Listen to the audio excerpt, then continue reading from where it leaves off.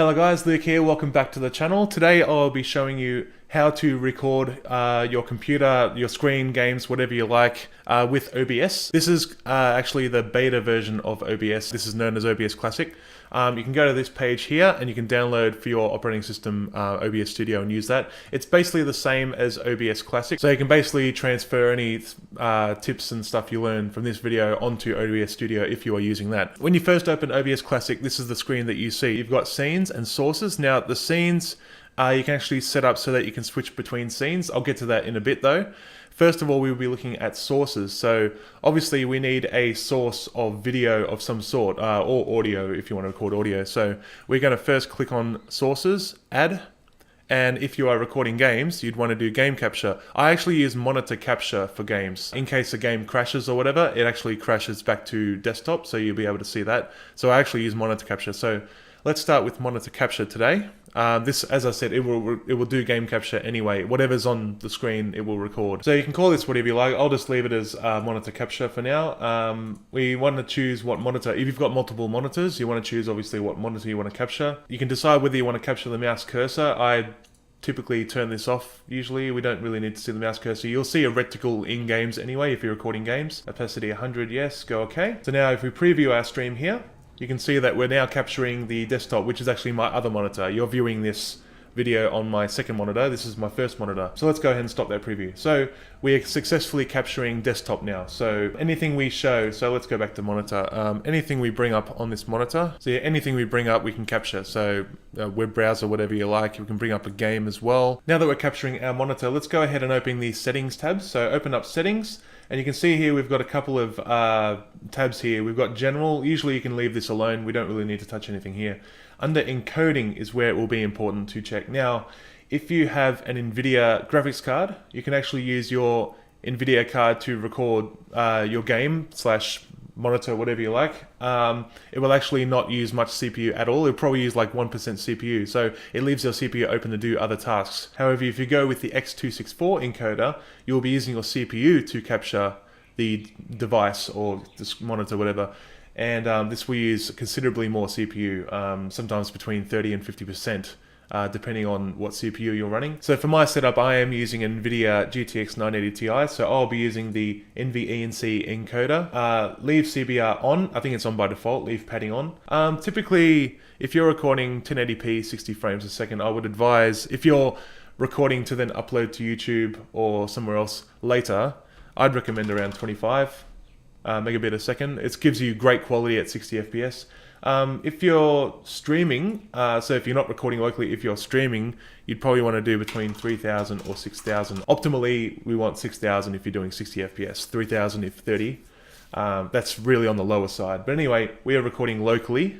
So this tutorial that I'm showing you today is actually going to be locally recording. So we won't need to worry about stream quality here. So we're going to go with 25,000, sorry. Now with audio, if you're uploading to YouTube, YouTube actually only displays audio at 128 kilobits a second. So you can actually get away with setting this at 128.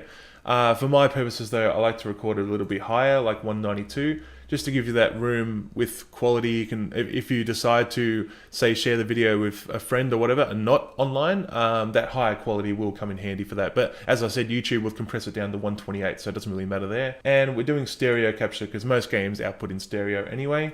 So hit apply there. So that's our encoding settings. Now onto our next tab, broadcast settings. You'll see here you've got the mode. Now by default, OBS comes with live stream tab open. You can send it to like Twitch, Cybergame, ConnectCast, whatever you like. Obviously YouTube and Twitch are the two most common platforms to stream to.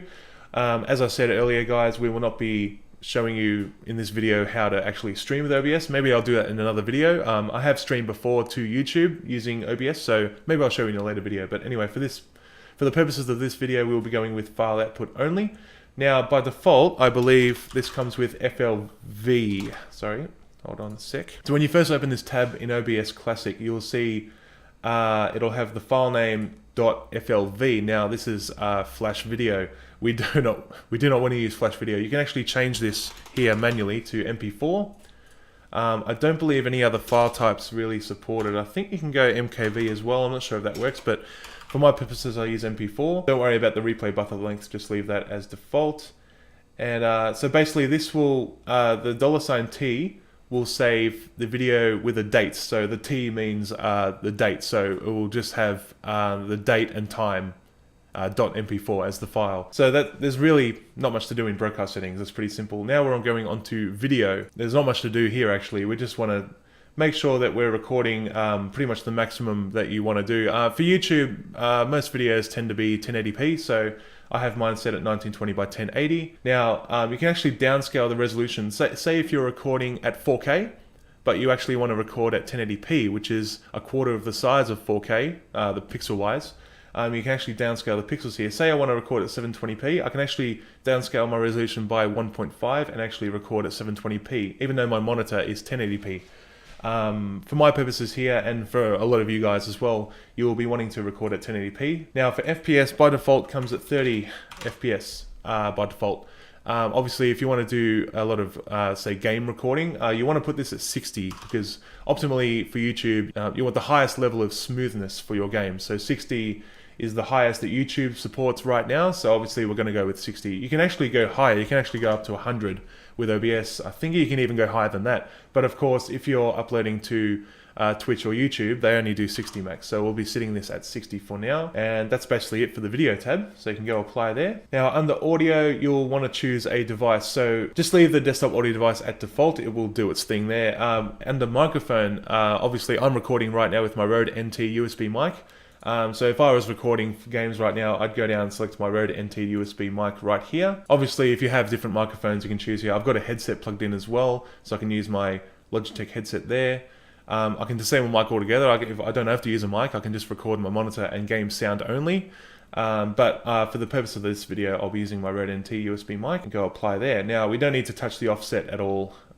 Just leave that as default. Now really that's all you need to adjust for starting your recording. Basically that's all you need to get started. So we're already previewing our thing here, our screen. So obviously if we wanted to start recording, we could simply go start recording and it would record a file. It would start recording an MP4 file to our location where we wanted the videos to be stored, which was username videos. It will start recording there. Obviously this is so far only our monitor capture. And a lot of you guys may want to add a webcam so you can have a face cam over the video. Now to do that, we will need to go under sources here. You can right click, go add, and we want to add a video capture device. So these are things like webcams and capture cards, things like that. So we'll go video capture device. So I've got a Logitech C922 webcam plugged in. So I'm just going to call this C922 so I know what it is. And I've got an Elgato capture card connected as well, but we're going to select our webcam here. Now, there's not too many settings you actually need to play with here. Now, by default, if you've got a Logitech webcam, usually it defaults as being in low light compensation mode. I usually start by turning this off because otherwise the frame rate really drops with your webcam. With my webcam, I have an option of here of changing the resolution. I can either have it at 720p 60 frames a second webcam, or I can have it at 1080p 30 FPS. For the purpose of this video, I'm just going to go with 1080p 30 FPS because 60 FPS for a webcam doesn't really matter too much. Most other things here we'll get to leave just as default. You can change the color space if you wish. Usually I don't bother with that. So for audio input device, we want to leave this as disabled. We don't want to record the audio from the webcam itself. We've got a external mic here, or if you've got a headset, that's a lot better than using the webcam's inbuilt mic. So that's about it for here. Chroma key we will leave untouched. I may get to this in another video, guys. Chroma key is used if you have a green screen, like I do, like I'm using right now. Chroma key is used to actually key in the color that you're using and blend the foreground with the background like your game or whatever. So I might get to that in another video. Apart from that, this is all you need for your device here, your webcam. So you just go okay. And now you can see how we are capturing the webcam. Obviously, where's our monitor gone? Because now our webcam's now capturing at 1080 and we're capturing our monitor at 1080. So now it's covering the whole recording. So obviously we don't want that. So make sure your webcam is highlighted and you can go edit scene. And now you can see these borders around the webcam we can actually drag. So we can drag this smaller here and we can also crop in. I'll show you that too. So you can drag it in. So if you hold Alt on the keyboard, grab a side of the window and drag it in while holding Alt. So you can actually crop in your camera like so. You might downsize it a little bit more. And now we can put it up top and it actually snaps to the corner. See that? If I drag it near the corner, it snaps there. Make it a little bit smaller. So that is basically all you need to actually get started recording stuff. So you can see I've got my webcam up now. You can change settings with the webcam as well. If you want to change like lighting and stuff, you can go properties on your webcam, configure, and change like the white balance, your gain, focus, and zoom as well. I can actually zoom it in further. You can see that. You can turn low light on, but if you've got enough light, if you just face a few like lamps or lights your way, you can get away with not using low light compensation, because that will drop the frame rate down. I find with 1080p on the webcam, low light will actually make it like 15 or 10 FPS for your webcam, which is not ideal, obviously. One more thing I might show you is scenes. Now, obviously, we have one scene, which is our monitor capture and our webcam capture. Now, say if you wanted to, while you're recording your game, you want to just all of a sudden switch to a full screen version of your webcam. That's quite easy to do. All we have to do is make another scene. So we're going to add scene here. We're just going to leave it as scene 2. Now, obviously, we have nothing in scene 2. Now, with scene 2, we're just going to add our webcam. So we're just going to call it C922 again, because that's our webcam name. Configure this again. Yeah, that's the same. All right, bang. Okay, so we've got our full screen webcam here. So as you can see, scene 2 has our webcam full screen, and scene 1 has our game and our webcam here, if we've got a game running, that is. Obviously, we want to be able to switch between these while recording. This saves you a bit of editing hassle later. Say if you want to just switch from your game to your face cam to talk about something, then back to your monitor / game. This is an easy way to do it. Now, to configure how to switch these without actually clicking on scene 1 and 2, obviously that will take you out of your game or whatever you're doing if you do that in OBS. So to actually switch between scenes while you're gaming or whatever you're doing, it's quite simple. All we have to do is right click on the scene of your choice and go set hotkey. Now I've got scene 1 set to F7 because F7 isn't used for many things in games, so I've got that to F7. You can set it to whatever you like. Make sure you set it to a key that doesn't do anything else in OBS or in your game, whatever. And scene 2, right click there, go set hotkey, and we're going to set this as F8. Go OK. So now, while I'm recording, you can actually go F7, F8. So as you can see here, we're switching between our video sources, our scenes here, if you will. And that's pretty much the easiest way to get started if you want to start recording videos, games, whatever you like, tutorials. So it's as simple as that, guys. I will do some more videos on this sort of thing. This is actually my first like software tutorial of any sort. I'm going to get into tutorials with Premiere Pro as well. That is my editing suite of choice. So anyway, guys, I hope you enjoyed this video. If you did, leave a like down below, subscribe for more content like this, and I will see you guys around the channel. All right, have a good one.